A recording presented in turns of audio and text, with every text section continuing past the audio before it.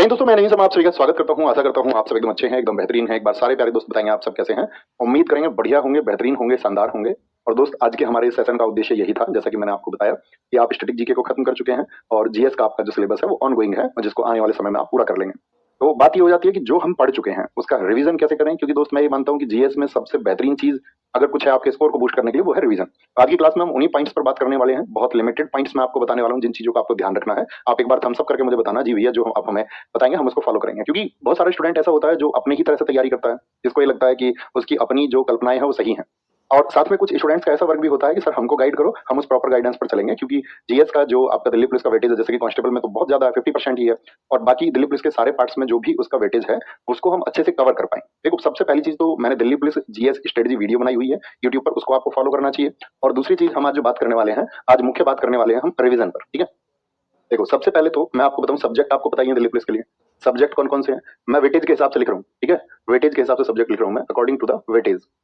यानी किस सब्जेक्ट को आपको अपने वेटेज पर रखना है। वेटेज का मतलब जहां से जिस सब्जेक्ट से क्वेश्चन सबसे ज्यादा पूछे जाएंगे। तो पहला कौन सा होगा? स्टैटिक जीके होगा। स्टैटिक जीके होगा। स्टैटिक जीके के बाद में आपका हिस्ट्री होगा। ठीक है, हिस्ट्री और पॉलिटी लगभग बराबर वेटेज के सब्जेक्ट हैं। पॉलिटी होगा, फिर आपका ज्योग्राफी होगा, फिर आपका इकोनॉमिक्स होगा। इकोनॉमिक्स के बाद में आपका आपका साइंस होगा, साइंस। ठीक है, तो ये वेटेज का घटता हुआ क्रम है। अब बचता है इसमें करंट अफेयर्स। तो करंट अफेयर्स के लिए आपको अलग से गाइड करेंगे। ठीक है, करंट अफेयर्स, करंट अफेयर्स इसके लिए अलग से गाइड करेंगे। तो सुनना जरा ध्यान से, है ना, और इसको इंप्लीमेंट करने का प्रयास करना कि मैं इसको फॉलो करूंगा। और इसको अगर आप फॉलो करेंगे तो मैं ये कहता हूँ आपका कि आपका स्कोर बहुत अच्छा जाएगा जीएस में और आप सिलेक्शन के प्रबल दावेदार हो जाएंगे। तो उस चीज को देखना जरा ध्यान से। तो क्या बात करने वाले हैं हम यहाँ पर? सबसे पहली बात हम आज करेंगे आपका रिवीजन के बारे में। और इसको नोट करना प्लीज, मैं 5 6 7 पॉइंट ही आपको बताऊंगा मुश्किल से। तो रिवीजन कैसे करें, यानी कि आपका जो बूस्ट होगा जिसको आप पढ़ते जा रहे हैं। अभी आप इसमें साथी ऐसे कंसीडर मत करना कि भैया मैंने तो अभी ये सब्जेक्ट नहीं पढ़ा है, वो नहीं पढ़ा है। आने वाले समय में आपका वो विषय हो ही जाएगा, चाहे वो 15 दिन बाद हो, चाहे 1 महीने बाद उसको पूरा करें। बहुत सारे स्टूडेंट्स का पूरा हो चुका होगा, बहुत सारे स्टूडेंट्स का 70% हो चुका होगा, बहुत सारे स्टूडेंट्स का ऐसा होगा आपका कि भैया मैं तो अभी 30% ही कर चुका हूँ। वो आप अपने हिसाब से डाल लेना चीजों को कि जो भी आपने पढ़ा है उसका रिवीजन कैसे करेंगे। ठीक है, ध्यान से देखना। तो रिवीजन कैसे करें, उसमें सबसे पहली चीज आएगी आपका जो जर्नल फिनोमिना है, मैंने आपसे कह ही रखा, स्कैन टेक्निक। हम सब करें, इसको कितने लोग जानते हैं? स्कैन टेक्निक का इस्तेमाल जरूर करना है, स्कैन टेक्निक का यूज जरूर करना है साथी अपने रिवीजन में। जैसे कि मैं आपसे बात करूं, स्कैन टेक्निक क्या है। आपने सब्जेक्ट को पढ़ा या किसी क्लास को आपने पढ़ा है, किसी टॉपिक को आपने पढ़ा, बड़े धैर्य के साथ आपने पढ़ा था, नोट्स भी आपने बनाए थे और आप उस टॉपिक को पढ़ चुके थे बहुत अच्छे से, आपने उस पर समय दिया था 1 घंटे 2 घंटे 3 घंटे। अब बात आती है उसके रिवीजन की। तो स्कैन टेक्निक क्या है कि आपको जो पढ़ना है ना, जिसको नोट आप कर चुके हैं या किसी भी सोर्स से आप पढ़ रहे हैं, जो भूलो उसे क्या कर लेंगे, जो भूल जाएंगे उसको अंडरलाइन कर लेंगे। बात क्लियर है? तो आपको पता रहेगा अच्छा ये आपकी मेमोरी के परे की चीज है। यानी कि जो मेमोरी के परे होती है, जिसको मेमोरी भूल जाती है, उसको बोलते हैं शॉर्ट टर्म मेमोरी। और जिसको आप आंख बंद करके याद कर पाए थे वो आपकी लॉन्ग टर्म मेमोरी में सेट हो चुका था। शायद उसको आपको रिवाइज करने की बहुत कम जरूरत पड़ेगी। क्योंकि जब तक दोस्त ये आइडेंटिफाई आप नहीं कर लोगे कि ये मैं भूलता हूँ, ये मुझे याद नहीं आता, उसको अंडरलाइन कर लोगे तो आपको उस पर विशेष ध्यान रहेगा। बात आई, अब आपने उसको अंडरलाइन किया, जैसे कोई टॉपिक अभी बताएंगे कितना समय देना है। अब आंखें बंद करिए, मेमोराइज करिए, आपकी जो एफिशिएंसी वो बढ़ जाएगी और आप इसको इस्तेमाल करना, आप देखोगे ये वाकई कमाल का है। इससे कमाल की कोई चीज हो नहीं सकती आपका रिवीजन के टाइम पे। बात क्लियर है? तो रिवीजन कैसा करेंगे? फास्ट करेंगे, फास्ट रिवीजन। और जब आप फास्ट रिवीजन करेंगे तो अपने पास में रखेंगे एक रफ सीट। कैसी सीट रखेंगे? Rough seat. ये रफ सीट का क्या यूज है? आपने स्कैन टेक्निक से कुछ याद किया, माइंड में इमेज भी बना ली। अब जो इमेज बनी थी उसको शॉर्ट में लिखना, आप खुद से क्वेश्चन करना है। जैसे मान के चलो आप पढ़ रहे थे कोई म्यूजिकल इंस्ट्रूमेंट टॉपिक आप पढ़ रहे थे, या आपने हिस्ट्री का कोई टॉपिक पढ़ा था 1857, या पॉलिटी का आपने पढ़ा था फंडामेंटल राइट। अब खुद से क्वेश्चन करना कि भाई आर्टिकल 14 में क्या है, या आप बोलोगे तबला से संबंधित कौन कौन लोग मुझे याद है, या आप बोलोगे 1857 क्रांति के फैक्ट कौन कौन से मुझे याद है। इस तरह से जब आप चीजों को अपनी रफ सीट पे जिस टॉपिक को आपने पढ़ा है उसको लिखोगे तो उससे क्या होगा दोस्त, फिजिकल मेमोरी आपकी काम करने लग जाएगी। यानी आपका हाथ चल रहा है उस समय पे। और यदि याद करते समय आपका हाथ चल रहा है तो इसका मतलब आप जागृत अवस्था में हो। क्योंकि रिवीजन के समय पे आप कभी भी नोटिस करना, जब आप अपना रिवीजन करते हो तो नींद बहुत आ जाती है। होता है ऐसा किस किस के साथ में?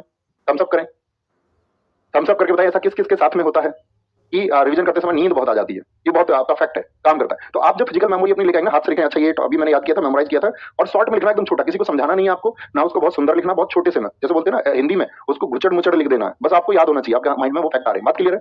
यहाँ तक की बात क्लियर है? ठीक है, तो रफ सीट का यूज करें और याद रख लेना हर एक टॉपिक आपका 4 से 5 बार रिवाइज हो जाना चाहिए। आप कहेंगे भैया इतना समय कहां से आएगा मेरे पास में? इतना समय, देखो समय कभी नहीं लगता। आप चाहें तो आप ये कहना चाह रहे हैं मेरे पास समय मैं रिवीजन नहीं कर पाऊंगा, तो इसका मतलब है कि आप फिर बेहतर परफॉर्मेंस भी नहीं कर पाओगे। तो 4-5 बार रिवीजन कैसे करें? अब आप अपने किसी टॉपिक पे आगे बढ़ रहे हैं, मान के चलो आप पॉलिटी आधा अब तक पढ़ चुके हैं, या आप ज्योग्राफी को आधा पढ़ चुके हैं, या स्ट्रेटेजी के आप आधा पढ़ चुके हैं, पूरा पढ़ चुके हैं, उस बात का कोई मतलब ही नहीं, आप कुछ तो पढ़ चुके होंगे ना। तो उस टॉपिक को आपने उठाया कि भाई मुझे जो है ये टॉपिक उठाना। अब टॉपिक कैसे उठाएंगे? तो जो रिवीजन होना चाहिए डेली 4 से 5 बार तो रिवीजन होना चाहिए एग्जाम टाइम तक। ये मैं नहीं कह रहा हूं एक ही दिन में, एग्जाम टाइम तक इस बात का ध्यान रखना कि हर एक टॉपिक आपका 4-5 बार रिवाइज हो जाए। अब मैंने कहा 4-5 बार रिवाइज करेंगे तो यहाँ पे सबसे इंपॉर्टेंट बात क्या है? सबसे इंपॉर्टेंट बात क्या है कि आपको डेली डेली 4 टॉपिक उठाने हैं, 4 से 5 टॉपिक उठा सकते हो आप रिवीजन के लिए, 4-5 टॉपिक रिवीजन के लिए। अगर आपने दोस्त इसको फॉलो कर लिया ना, मैं कहता हूँ तुम कमाल करोगे, और जिस दिन सिलेक्शन हो उस दिन बोलना इस बात को कि मैंने इस तरह से रिवीजन किया था जैसे आपने मुझे बताया था। जैसे डेली 4 से 5 टॉपिक आपने ले लिए और उनको नोट करना, मतलब अपना टास्क बनाना है आपको, ठीक है, ये आपका डेली टास्क होना चाहिए। डेली टास्क आप सुबह उठेंगे और अपने 2 मिनट इस बात को देंगे कि क्रम से भाई आज पॉलिटी का सबसे पहला चैप्टर मेरा प्रस्तावना है, प्रीएम्बल, वो मुझे आज रिवाइज करना है। अच्छा मेरा हिस्ट्री का पहला जो है ये टॉपिक है, ये मुझको रिवाइज करना है। अच्छा मेरा ज्योग्राफी का पहला टॉपिक, आपके नोट्स होंगे तो आप उसमें लिख लेना मुझे रिवाइज करना है। जब अगर तुमने उस टॉपिक को ध्यान से पढ़ा था ना दोस्तों, तो मैं ये कहता हूँ कि हर एक टॉपिक को आप 10 से 15 मिनट देना, बस करके देखना, 10 से 15 मिनट देना, और आप देखोगे 10 मिनट में आपका रिवीजन हो गया। 10 मिनट में क्या हो जाएगा, 10 मिनट में अगर आपने उसको पढ़ा था, नोट्स बनाया तो आप उसको देख के रिवाइज कर लोगे।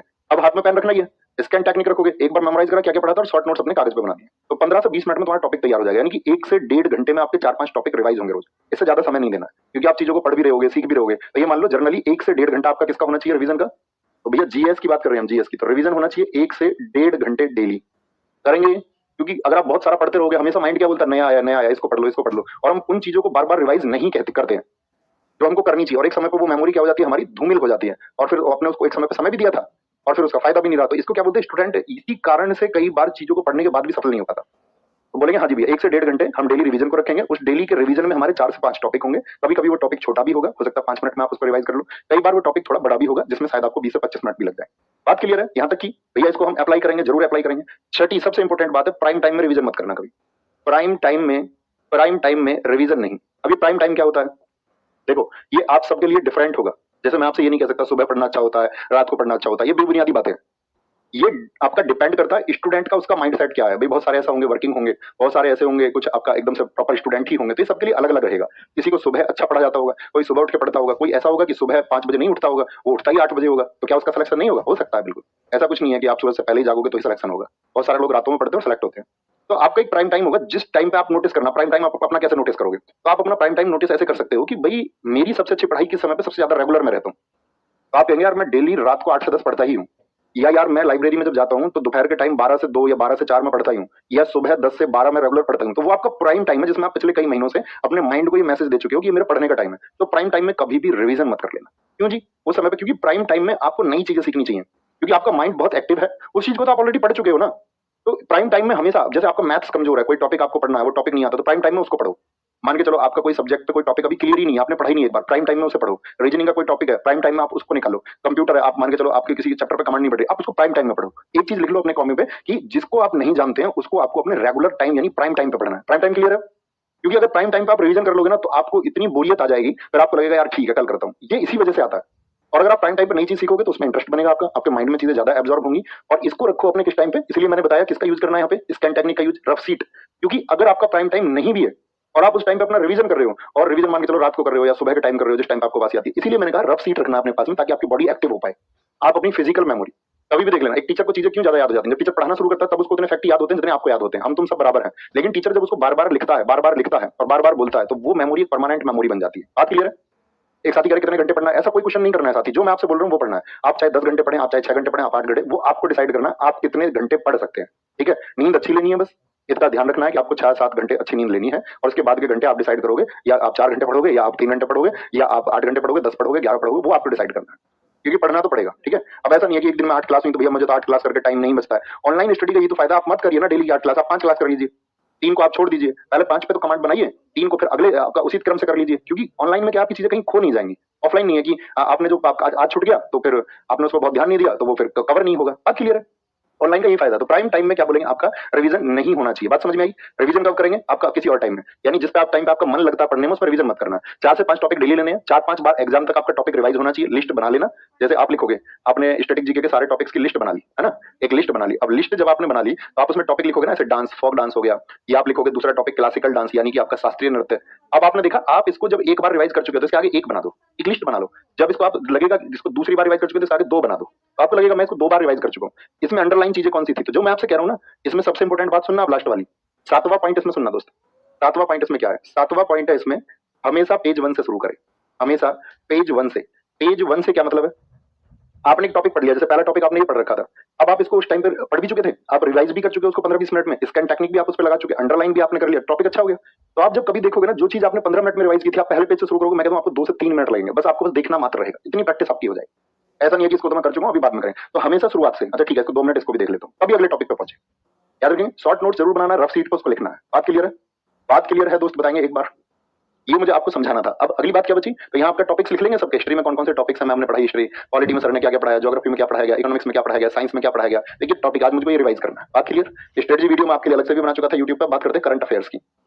करंट अफेयर्स मैं आपसे ये कहूंगा दोस्त, करंट अफेयर्स आपकी तैयार होनी चाहिए 6 to 8 मंथ्स की। कितने की? 6 to 2 लिखें एक बार, कितना? 6 से 8 महीने की तैयार होनी चाहिए। अब 6 से 8 महीने में कभी कभी आप देखोगे एसएससी क्या करता है, 2022 का क्वेश्चन पूछ लेगा कोई, 2022 का क्वेश्चन पूछ लेगा, तो वो सब क्वेश्चन दोस्त छोड़ने वाले क्वेश्चन होते हैं। अगर बहुत हिट है तो आप कर दोगे, और नहीं बहुत हिट है तो छोड़ने लायक, वो सबके लिए होगा, उस पर रोना नहीं है। आपको ये देखना कि करने लायक जो है वो बन पा रहा है या नहीं, जो ना बनने लायक है वो किसी के लिए नहीं, वो कंपटीशन का हिस्सा ही नहीं होता, वो आपके सिलेक्शन को वो क्वेश्चन कभी नहीं रोकता, वो सबके लिए समान है। आपके सिलेक्शन को रोकेगा कि जो करने लायक था वो आपने नहीं किया, तो वो है 6 to 8 मंथ्स का। मैं आपसे कहूंगा करंट अफेयर्स आप कैसे कर ले, मंथली कर ले, मंथली करंट अफेयर्स, ठीक है? कि भाई हमको जब एग्जाम होगा उस महीने के हिसाब से आप देख लो पिछले 6-8 महीने कौन से हैं। अच्छा मेरा अभी तो मुझे मार्च का भी मंथली करना था, तो 2-3 जगह से कर लिया मंथली, ठीक है? और अगर आपको ये कि मैं डेली करंट अफेयर्स लगाता हूं तो उसको स्पीड मोड पे लगाया करो हमेशा, मेरा कहना ये है, ओके? तो मंथली करंट अफेयर्स ये आपके लिए बहुत जरूरी है, इसको कर लेना, और आपको उन चीजों को आप बार बार रिवाइज कर लेना, 2-3 सोर्स से कर लेना उसको, और इतना ही उस पर ध्यान लगाना, उससे ज्यादा नहीं, क्योंकि अनप्रेडिक्टेड अगर कुछ रहेगा तो सबसे ज्यादा करंट अफेयर्स ही रहता है। बात क्लियर? तो ये सब पे लागू होगा, हर एक पे, चाहे एचसीएम के लिए हो चाहे एडब्ल्यूओ के लिए हो, क्योंकि सिलेबस तो आपका सेम ही है ना दोस्त, टॉपिक्स तो आपको वो सबको पढ़ने हैं, ओके? बात क्लियर है? बात क्लियर है दोस्त? और कोई बात आपकी तो नहीं है? बताएंगे सर मेरा 70% है, कुछ क्वेश्चन दिखा दो भैया मुझे। दोस्त बुनियादी क्वेश्चन करना थोड़े। भैया आपके बताए गए पढ़ी तरीके से ही मेरे भैया का सिलेक्शन हो गया, पहले आवारा था, और तुम भी अभी आवारा हो। हर एक व्यक्ति अपने सिलेक्शन से पहले आवारा ही कहलाता है, ऐसे ही कहना आसान होता है, हर किसी की स्ट्रगल होती है दोस्त सिलेक्शन की। सर करंट अफेयर्स के नोट्स बनाए या नहीं बनाए? बनानी चाहिए दोस्त, अगर आप उसको ज्वाइन करते हैं, क्योंकि करंट अफेयर्स में क्या है कि जैसे आपके सामने कुछ आया तो आप देखोगे, करंट अफेयर्स की क्लास यदि आप कर रहे हैं तो आप उसमें देखोगे ना एडिशनल फैक्ट कुछ है, इसका स्टैटिक जीके का फैक्ट क्या बन सकता है, तो आप सोचोगे अच्छा कहीं पर डीआरडीओ का नया क्वेश्चन आ गया, तो आप सोचोगे ना डीआरडीओ की स्थापना 1958 में हुई, नई दिल्ली में इसका हेडक्वार्टर है, और डीआरडीओ हमारे डिफेंस के लिए काम करता है, एचएएल का क्वेश्चन है, इसरो का क्वेश्चन आ गया, तो आप उसके बारे में स्टैटिक फैक्ट थोड़े से अपने मेमोराइज करते चले, ओके? भैया प्रैक्टिस सेट, हाँ जी प्रैक्टिस सेट का मैं आपको बता चुका हूँ, ये बात क्लियर है यहाँ तक कि थम्स अप कर दीजिए। नायक 2.0 जितने भी दोस्त ये कहें कि भैया मेरी तो बहुत कमजोर है जीएस, मुझे तो कुछ लिमिटेड सोर्स बता दो, मैं तो रट्टा मारने वाला स्टूडेंट हूँ, रट्टा मार लूंगा, बहुत कमजोर है, कुछ ऐसा सोर्स बता दो जो स्कोर को एकदम जबरदस्त बूस्ट कर दे। तो मई के फर्स्ट वीक में, मई के जो फर्स्ट वीक होगा, फर्स्ट वीक में जो भी पहला मंडे होगा, जो भी पहला मंडे होगा, मैं इसके लिए वीडियो भी बनाऊंगा बाकायदा, हम इसमें किस तरह से टॉपिक्स करने वाले हैं, ठीक है? और इसमें क्या सबसे इंपॉर्टेंट बात ये हो जाएगी, जैसे मैंने आपसे कहा टॉपिक सर्च करना, तो हो सकता है मैं इसमें कुछ ऐसा मेथड लगा दूं कि मैं आपको टॉपिक बता दूं पहले, इन टॉपिक से क्वेश्चन आज हम करेंगे, ताकि आप थ्योरी सेक्शन को भी रिपीट कर लो और आपका और एनहेंस हो जाए, कुछ एडिशनल करने को उसमें है तो कर लो आप। तो मई के फर्स्ट वीक में मंडे से बोलो चीयर अप, ये तुम्हारे लिए किया जा रहा है, थोड़ा सा इसमें लगाना कि हाँ यार सिर्फ ऐसा नहीं था कि सिलेबस खत्म करके अपने घर बैठ गए, और आपको बहुत मजबूत कैसे बनाया जाएगा आपके सिलेक्शन तक, उस पर काम करते रहेंगे। नाइट 2.0 में क्या होगा, ये प्रैक्टिस सेट होगा दोस्त। प्रैक्टिस सेट कितने बजे होगा? जितने बजे हमारा जो फेमस जीएस का सेट रहा है, जिसकी अपनी प्रसिद्धि है, किसी भी एग्जाम का स्टूडेंट ऐसा नहीं है जो इस सेट को ना करता हो, तो ये होगा 3 बजे। कितने बजे होगा? 3 बजे होगा, यूट्यूब पर होगा, और यूट्यूब पर ये आपके स्कोर को बहुत बढ़ाने का काम करेगा। 3 बजे यूट्यूब पर होगा, और चैनल पर होगा RWA SSC चैनल पर, और इसमें हम ध्यान रखेंगे सारे एसएससी के एग्जाम्स। भाई ऐसा तो नहीं है ना आपको सिर्फ दिल्ली पुलिस देना है, आपको हो सकता है कल एमटीएस भी देना है, कल आपको सीएचएसएल भी देना है, सीपीओ भी देना है, आपको सीजीएल भी देना है, ठीक है? आपको हो सकता है स्टेनो देना हो, या आपको यूपी पुलिस का एग्जाम भी आपका हो, ठीक है? आपका रेलवे का एग्जाम भी हो सकता है। एक स्टूडेंट ऐसा तो है नहीं, बहुत कम स्टूडेंट होते हैं जो कोर सिर्फ एक एग्जाम उनको देना होता है। तो बाकी सबका इनका सिलेबस सेम है, जितने भी एग्जाम्स के मैंने नाम लिए, तो आप उसकी चिंता मत करना कि भैया मैं इस एग्जाम की तैयारी करूं या मैं उसकी करूं, सबका सेम है। बोलो सेम लिखो कमेंट में, बात समझ में आ गई? आपके जो भी एग्जाम होंगे दिल्ली पुलिस के अलावा आप एसएससी का जो भी एग्जाम दोगे, चाहे रेलवे दे चाहे आप यूपी पुलिस का एग्जाम दें, स्टेट का, इन सब के लिए ये कारगर रहेगा। नायक 2.0 RWA SSC चैनल पे जाना जिस दिन ये शुरू हो, और बस एक बार सेम के बाद में लिख देना भैया प्रॉमिस है इस सेट का एक एक शब्द हमें ध्यान रहेगा। एग्जाम में जब हम एंटर करेंगे तो इस नायक 2.0 सेट का, इसके लगभग साथ ही 30 से 35 सेट होंगे, 40 भी हो सकते हैं, देखेंगे, वो डिपेंड करेगा सिलेबस हमारा कवर होता है नहीं। 30 to 40 सेट्स होंगे। बस ये आप कहना कि भैया प्रॉमिस है इस सेट का एक एक जो फैक्ट है वो हमारे फिंगर्स पर होगा, लेकिन अगर हमारी फिंगर्स पर वो सारा डेटा हुआ, एग्जाम में हमको फायदा ही होना चाहिए, और जबरदस्त फायदा होना चाहिए। ये प्रॉमिस भैया आपकी तरफ से हमको चाहिए। तो मेरा दोस्त ये आपसे प्रॉमिस है कि अगर आप इसको बहुत अच्छे से, आपने अपने थ्योरी को बेसिक भी पढ़ा है ना, अगर आपने अपनी थ्योरी को बेसिक तरीके से भी पढ़ रखा है, कुछ भूल भी गए हो, और साथ में बेसिक के साथ में नाइक 2.0 प्रैक्टिस सेट आपका तैयार है, मैं कहता हूं आप एग्जाम में कमाल करके आओगे। और आपके सिर्फ और सिर्फ टंग पर एक ही नाम होगा, नायक 2.0 सेट। आप कहेंगे भैया किसी भी जीएस के एग्जाम के लिए उसको कर लो, वो अपने आप में अपरंपार है। ये मेरा आपसे प्रॉमिस है, आपके भाई का प्रॉमिस है, और जो मैं प्रॉमिस करता हूं तो वो साथी फिर होके रहता है, ये आपको समय के साथ में पता चलेगा, क्योंकि मैं जबरन प्रॉमिस नहीं करता किसी चीज का, और अगर मैं बोल दूंगा तो वो होगा, तुम देख लेना इस बात को, और ये हम करके रहेंगे। इस सब में जरूरत होगी आपकी मेहनत की। तो जो मैंने आपको बताया है दोस्त यहाँ पर, अभी मैंने आपको बताया कि भैया रिवीजन कैसे करेंगे, 1 से 1.5 घंटा। आप कहेंगे भैया 10-20 मिनट ज्यादा लगे, चिंता की बात नहीं है, क्योंकि देखो अब आप मान के चलो कांस्टेबल की बात करें तो वहां पे 50% जीएस है। अब 50% जीएस है तो मान के चलो आइडियल टाइम मांग ले आप, 7 से 8 घंटे पढ़ते हो, बहुत सारे स्टूडेंट 10 भी पढ़ते होंगे, बहुत सारे 11 भी पढ़ते होंगे, बहुत सारे 12 भी पढ़ लेते होंगे। अब इसका 50% तो 3 से 4 घंटे तो पढ़ोगे ना जी इसको। रीजनिंग तो एक बार कर लोगे तो मॉक लगा लोगे, उसमें तो अपने आप स्कोर होता रहता है। मॉक लगाना, हर एक चीज का मॉक लगाना, कभी भी एग्जाम का मॉक लगाना नहीं छोड़ना। वीकली मॉक जो होता है वो हमेशा लगाना। बात क्लियर है सर? वीडियो दोबारा देखूं क्या रिवीजन के लिए? नहीं दोस्त, मैंने बताया ना, नोट्स एक बार में जो बना चुके हो उसको रिवाइज करना, बार बार वीडियो नहीं देखनी, बार बार वीडियो नहीं देखनी है। बात क्लियर है? तो ये आपके जहन में होना चाहिए, इसको आप पूरी तरह से पालन करोगे। ऐसे समझिए ये भैया का आदेश है, इसको पालन करना ही करना है। इसी तरीके से अपना रिवीजन करना है। अपने टॉपिक्स आप जानते हैं, अब आप कहेंगे भैया कौन से टॉपिक्स? तो इंपोर्टेंट टॉपिक्स में जीएस स्ट्रेटजी वीडियो में सब कुछ विस्तार से बता चुका। ओके, इतनी बात थी, बाकी तो मैं सारी चीजों का सॉल्यूशन बता चुका हूँ। अतिरिक्त प्रश्न आपके दिमाग में कोई आना नहीं चाहिए, आए तो उसको देखना ध्यान से, इसी में ढाल के खुद की तैयारी कर लो, बाकी चीजों को छोड़ दीजिए। ओके, ख्याल रखिए अपना बहुत सारा। बाय बाय, टेक केयर, जय हिंद, जय भारत, नमस्ते।